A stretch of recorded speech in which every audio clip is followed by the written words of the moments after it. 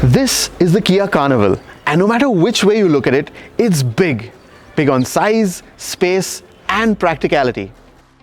It's also a whole new breed of four-wheeler in the Indian market, and so we, and I'm sure you, have a lot of questions. How big is it? How large is it on the inside? And how would it be living with something this large? To get the answers to all of those questions, we're going to take a look at the Carnival from a number of perspectives.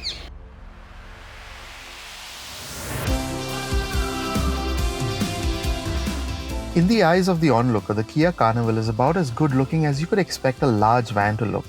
It does this by keeping things relatively simple. So up front, there's a large Kia signature tiger-nosed chrome-surrounded grille, large LED projector headlamps, paired with the ice cube fog lights like we've seen in the Seltos. On the side, the lines are nice and straight, which emphasizes its length, while the 18-inch chrome alloys add some bling to the profile. At the rear, again it's a very neat design, with simple tail lights that house some LED elements in them and a chrome accent running across. In terms of dimensions, it's almost 400 mm longer and 150 mm wider than an Innova, and sits on a much longer wheelbase as well. The Toyota though is a little taller, and while Kia hasn't released ground clearance figures, it appears that the Jap has it beat here as well. From the driver's perspective, the dash is laid out very conventionally too, with a display that houses twin dials on either side of a simple MID. The touchscreen is an 8-inch unit and features navigation as well as Kia's UVO connected tech, again similar to what we've seen in the Seltos. And while the design is clean and simple, where the Carnival takes things up a notch is in the finishing. Everything feels premium, with soft touch on the dash, leather-wrapped steering, and nappa leather seats in this range-topping limousine variant. In terms of features, it packs in a lot. Too much to cover completely in this video, so also check out our text review on ZigWheels.com for more details. Highlights though are a 10-way adjustable and ventilated driver's seat, wireless charging, a 220-volt AC charge socket, powered sliding doors and tailgate, which also has a hands-free function. So let's get the figures out of the way first. The Kia Carnival is powered by a 2.2-litre diesel that's BS6 certified right from the off. It sends that power to the front wheels via an 8-speed automatic transmission. And this combination is the only option that you have in the lineup. So there's no petrol and no manual option as well. The first thing that hits you is all the controls in the Carnival are all attuned to giving a nice, comfortable feeling to the drive. So in terms of response from the engine, the brakes, everything is gentle. Yes, the steering is a little on the heavy side, but aside from that, it's very easy to drive this Carnival in a comfortable fashion. And yes, that also means there's no hurrying it either. In terms of visibility, it's not bad for such a big cabin. I can set the seat high up so I can see all around very well, and the front quarter glasses on both sides allows me, one, to have no blind spot in traffic, and two, I can actually see the ground here, so I know that I'm not going to run over anything. And for such a long car and such a long wheelbase, it's quite maneuverable, both in terms of taking a circle or in parking lots as well.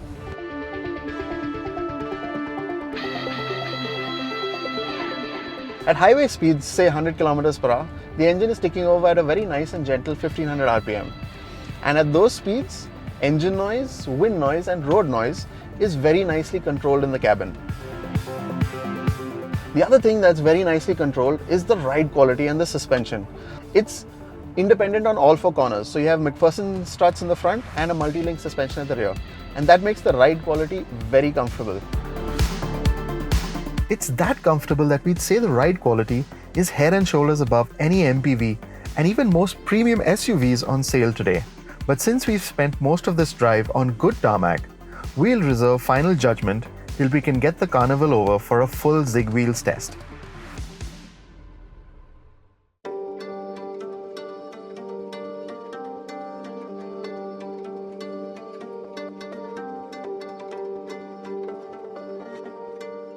Boss seats in an MPV? Well, why not? And so I've got two armrests, both sides, Plenty of headroom, plenty of leg room. I can stretch my legs out as well. And there's quite a few tricks up these seats sleeves, so to speak. Let's go through the conventional stuff first.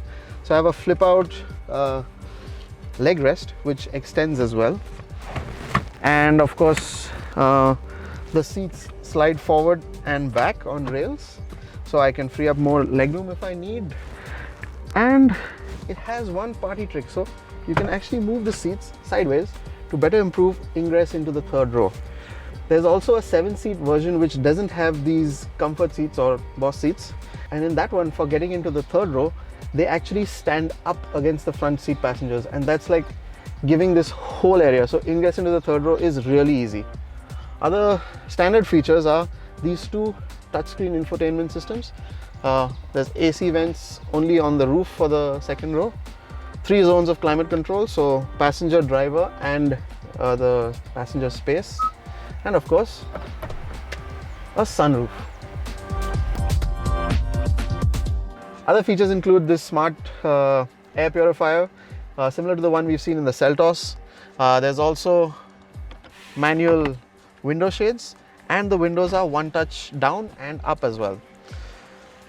There's also 2 cup holders in the front for the rear passengers, and there's a bottle holder and a small side pocket as well in the doors, and that's on both sides. As you can see, lots of knee room, reasonable headroom, and I have space to scooch over to the side. And we've tried seating 3 in here, and it's pretty comfortable. I think on a long journey as well, recline the seats, it gets even more comfortable. Probably one of the most comfortable third rows I've been in, and that includes premium SUVs as well.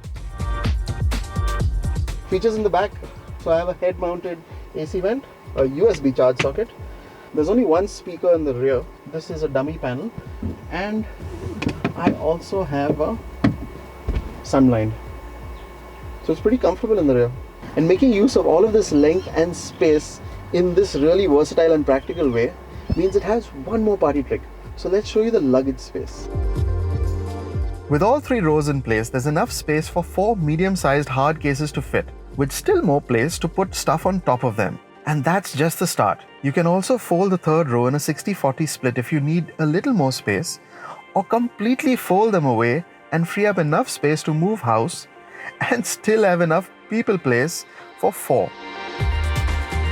The Carnival is available in 3 variants: Premium, Prestige and the Limousine Flagship. There's also 3 seat configurations with 9, 8 and 7 seat options. In the Limousine though, you only have the VIP seat option.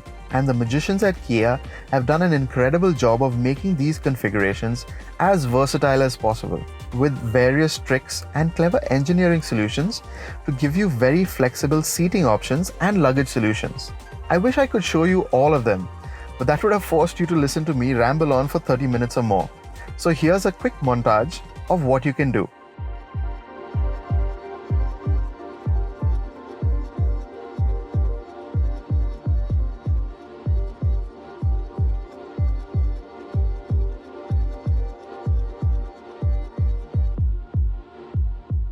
In terms of safety, the Kia Carnival has dual front, side and curtain airbags.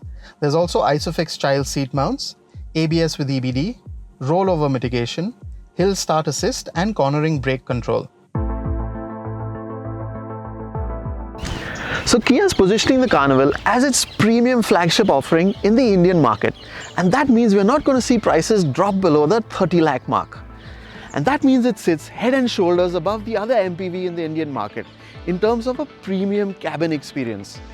It's also going to give premium SUVs a few good sleepless nights because of the sheer space, comfort and versatility of that cabin, and giving that experience to all 3 rows. But now that we know what the Carnival is about, I think it's the Carnival that's actually asking us a question. Can we stretch our imagination to make the most of its broad abilities?